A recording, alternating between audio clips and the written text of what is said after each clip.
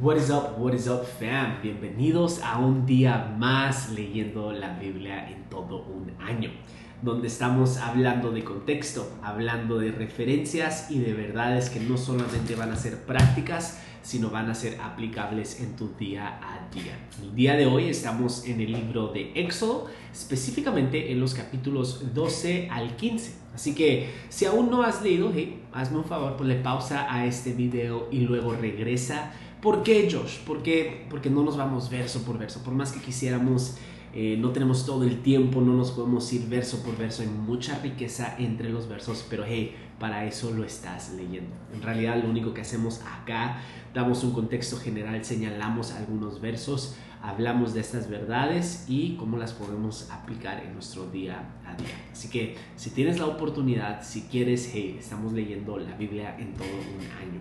Va, entonces quiero iniciar con una pregunta, como siempre, todos los videos. Y esa pregunta es, ¿alguna vez has escuchado que la Biblia tiene monstruos y dragones?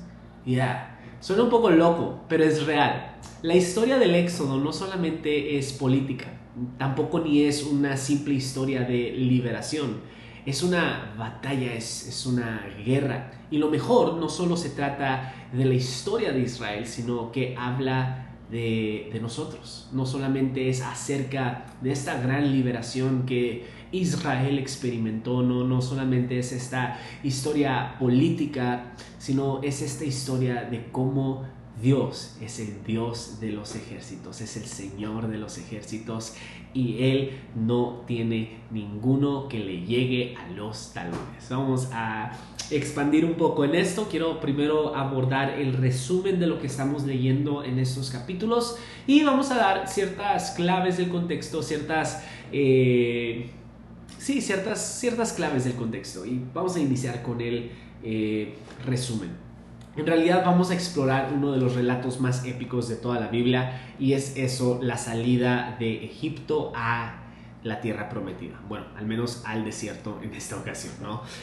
¿Por qué digo la más épica? Porque literal vamos a ver que el Mar Rojo se parte en dos. Literal, con murallas. Imagínate caminar a través de eso. Y ojo, hay bastante simbolismo que rodea esta historia que rodea este acontecimiento. No lo vamos a abarcar todo el día de hoy. Tal vez en un futuro puedo hablar específicamente de lo que simboliza este cruce de Egipto al desierto, ¿no? De Egipto a la tierra prometida. Luego le dedicamos un video, pero por ahorita simplemente quiero agarrar tu atención y verlo desde la perspectiva del mundo antiguo, de lo que representaría para ellos, ¿va? En Éxodo capítulos 12 al capítulo 15, Dios va a liberar a su pueblo de la esclavitud, pero lo que sucede aquí va mucho más allá de un simple acto político o militar. Primero Dios va a enviar la 10ª plaga. ¿Ves? Esta plaga donde la muerte llega a la puerta de todos los primogénitos del pueblo de Egipto. ¿Por qué? Porque Dios dio instrucciones específicas, Israel las siguieron, pero lamentablemente todo aquel que no las siguió, se experimentó la muerte de su primogénito, la muerte de todos los primogénitos de Egipto. Este juicio es devastador, pero revela algo muy importante, que Dios no está jugando, Dios no juega. Él está confrontando a las deidades egipcias, mostrando que el verdadero poder no reside en los ídolos, no reside en las estatuas, no reside en estos semidioses. Reside el único poder y todo el poder reside en Dios. Por eso digo, no está jugando. Luego vamos a ver que Dios guía a su pueblo con una columna de nube de día y una columna de fuego de noche, que es en realidad un recordatorio visual de que no estamos solos, de que ellos no estaban solos. Él va enfrente y no hay enemigo que pueda detenerlos. Eso lo vamos a ver en el capítulo 12, en los versos 35 al verso 36. Estoy equivocado, Eso va a ser en el capítulo 13. En el verso 21 al 22 dice: de día el Señor iba al frente de ellos en una columna de nube para indicarles el camino. De noche los alumbraba con una columna de fuego. Desde ese modo podían viajar de día y de noche. Jamás la columna de nube dejaba de guiar el pueblo durante el día, ni la columna de fuego durante la noche. Literal, Dios guía a su pueblo con una columna. Es un fuerte recordatorio visual de que Dios no los deja solos. También vamos a ver la parte más épica. Vamos a ver el cruce del Mar Rojo. Lo que podría parecer simplemente un milagro asombroso, en realidad es un momento de confrontación espiritual donde Yahweh está enfrentando las fuerzas del caos representadas por el mar. Recuerda, hablamos de esto mucho en el libro de Génesis. Vemos cuando Moisés y el pueblo cruzan el mar, se cierran sobre los egipcios. No solo es el final de un ejército enemigo, es la declaración de que Dios tiene dominio absoluto sobre las fuerzas del mal, del caos y de todo lo que amenaza su propósito en la vida de su pueblo. Y lo más poderoso, lo más impactante de esta historia es que después de cruzar, el pueblo no solamente canta victoria, sino que proclama que Dios ha vencido el dragón, el faraón, así es, y todo el sistema espiritual que representa el faraón, que representa este dragón marino. Esto nos enseña algo clave. Detrás de cada historia política o detrás de cada historia, la Biblia nos revela una historia espiritual mucho más profunda. Esto es mucho más que historia antigua. Es una declaración para nosotros el día de hoy que Yahweh, que Dios tiene poder sobre todo dominio, sobre todo espíritu y sobre todo diosesillo que se anda creyendo por ahí. Quiero entrar a las claves del contexto. El mundo antiguo, el mar no solamente era agua, no solamente representa agua. Recuerda, hablamos un poco el día de ayer de esto. Para el mundo antiguo era una sociedad politeísta donde creía que había un Dios para cada cosa. Creía que había un Dios para el sol, un Dios para la luna, un Dios para el agua, un Dios para el ganado, un Dios para el fuego, un Dios para el viento, etcétera, etcétera, etcétera. Ahora, el mar representaba el Dios del caos, representaba el caos, el desorden, lo incontrolable. En hebreo, la palabra que se usa para el abismo o el mar profundo es tahom.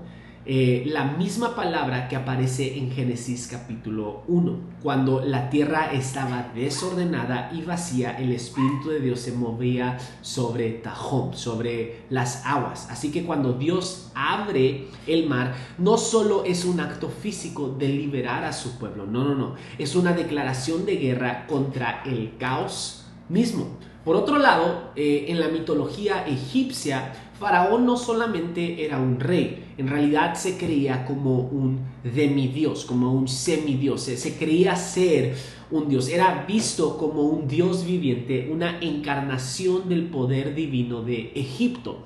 El Nilo mismo era considerado sagrado, como una deidad. Así que cuando Dios derrota a Egipto en el Mar Rojo, está demostrando lo siguiente. Está demostrando que el único Dios verdadero no es Faraón, no es el Nilo ni las deidades del caos. Solo Yahweh tiene la autoridad suprema. Entonces, para los egipcios y para quienes fueron criados en esa sociedad, en ese entorno, hablando de Israel, del pueblo de Israel, lo que ellos están viendo es una victoria sobre esta guerra de deidades, sobre esta guerra de dioses donde Yahweh tiene la autoridad, donde Yahweh tiene el dominio eterno, donde tiene el dominio supremo, donde no hay Dios como el Dios a quien tú y yo le servimos. Ahora, los profetas como Ezequiel y Isaías retoman esta historia y la reinterpretan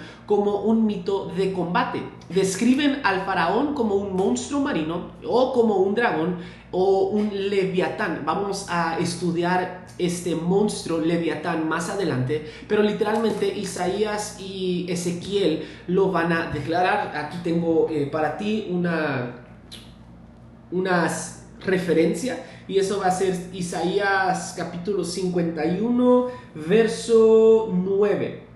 Dice: despierta, brazo del Señor, despierta y vístete de fuerza. Despierta como en los días pasados, como en las generaciones de antaño. ¿No fuiste tú el que despedazó a Rahab, el que traspasó a ese monstruo marino? ¿No fuiste tú el que sacó el mar, esas aguas del gran abismo? Vemos, el que en las profundidades del mar hizo un camino. Entonces aquí Isaías en realidad está haciendo o está refiriéndose a esta historia como un cántico, como una poesía. Y adivina dónde también lo vamos a ver. Lo acabamos de leer en el capítulo 15. Es un cántico de Moisés. En el capítulo 15 nos va a recontar la historia que acaba de suceder, pero en un formato de salmo, en un formato de cántico, en un formato de canción. Nuevamente los profetas Ezequiel y Isaías retoman la historia y reinterpretan como un mito de combate. Describen al faraón como un monstruo marino, un dragón, un leviatán que se opone a Dios, pero lo mejor es que Dios siempre lo derrota. Esta no solamente es una historia para el pasado, nos recuerda que detrás de cada sistema de injusticia hay poderes espirituales que Dios está decidiendo confrontar, ¿verdad? Que está decidido a ganarles, que está decidido a mostrar este brazo poderoso en contra de estas deidades, en contra de estos sistemas, en contra de cada persona que quiere ir cara a cara con Dios. Eso es poderoso para mí. ¿Por qué? Porque no estamos solos en nuestras batallas. Dios ya ha vencido el caos y las fuerzas del mal. Quiero darte un patrón que vamos a ver no solamente en el Antiguo Testamento, sino lo vamos a ver a través de toda la Biblia.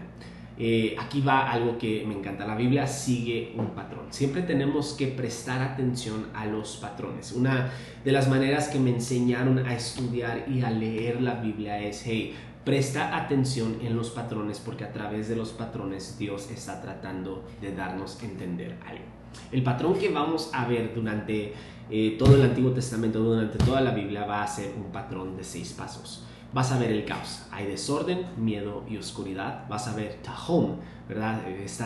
Lo que representa. Aparece el abismo, el mar profundo, lo incontrolable, eso es Tahom. Aparece lo incontrolable, el caos, ¿verdad? Vamos a ver Ruah, vamos a ver el agua. El Espíritu de Dios se mueve y comienza a traer orden. Vamos a ver la voz de Dios, Él habla y todo cambia. 5, vamos a ver orden. Lo que era caótico ahora se convierte en creación, ahora se va a convertir en algo nuevo, y luego Dios va a probar aquello a lo que trajo orden. Lo estamos viendo desde Adán y Eva, y lo vamos a ver incluso con Jesús mismo, incluso a través de toda la Biblia. Es este patrón: caos, Tahom, Ruah. La voz de Dios va a traer orden y va a probar, ¿verdad? En el principio había desorden, en el principio había oscuridad, luego aparece el abismo, el mar profundo, y la presencia de Dios vibraba, ¿verdad?, sobre el abismo. Va a haber el Espíritu de Dios se mueve y comienza a traer orden, Ruah, ¿verdad? Y luego la voz de Dios, Él habla y todo cambia. Y Dios dijo que haya luz, y hubo luz. Y luego va a poner orden. ¿Recuerdas este principio que te dije? Que Dios primero crea y ordena el entorno, y luego bendice el entorno, y luego va a probar al hombre. Nos va a probar. Después de la victoria siempre hay un momento en el que el pueblo es probado. Así como Adán y Eva, así como Noé, así como Moisés, así como cada orden, Caín y Abel. Prácticamente es este sistema, es este patrón asombroso que vamos a ver en cada relato. Este patrón se repite desde la creación hasta el diluvio, desde el éxodo hasta el Jordán y hasta en la vida de Jesús, en su bautismo y en la tentación del desierto. Todo apunta a que Dios no solamente crea, sino recrea, transforma y da propósito a lo que antes estaba en caos. Eso para mí me vuela la cabeza, porque no solamente lo puedo ver, no solamente lo puedo estudiar, no solamente lo puedo leer, sino lo puedo ver en mi propia vida, lo puedo ver en mi caminar con Cristo, y esto me guía a las verdades que tengo preparadas para ti el día de hoy. Número 1, Dios habla el idioma de las personas que busca alcanzar. Si la gente de Egipto entendía el mar como caos y el faraón como un dios, ¿adivina qué?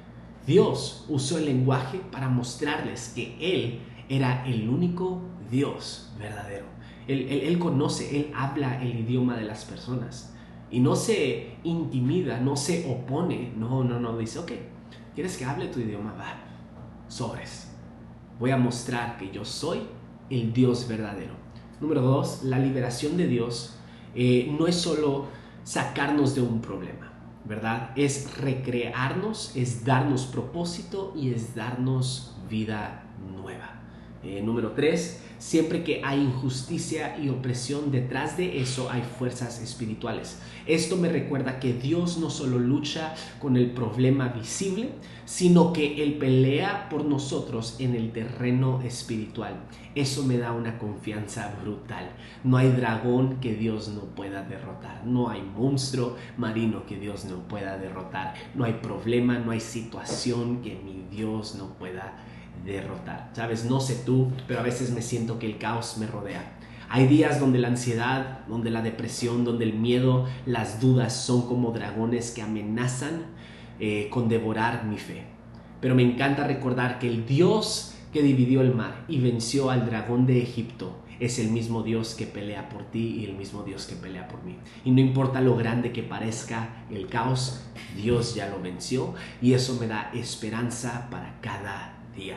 Así que escucha esto: si hoy sientes que tus propios dragones se levantan, si el miedo, la injusticia, la inseguridad parece demasiado grande, recuerda que Dios ya venció al caos. Él no solo rompe cadenas, Él te recrea, te da propósito y te invita a caminar en la victoria, ¿verdad? No importa cuán profundo parezca el mar que tienes enfrente, Dios es el que abre caminos donde no hay ninguno.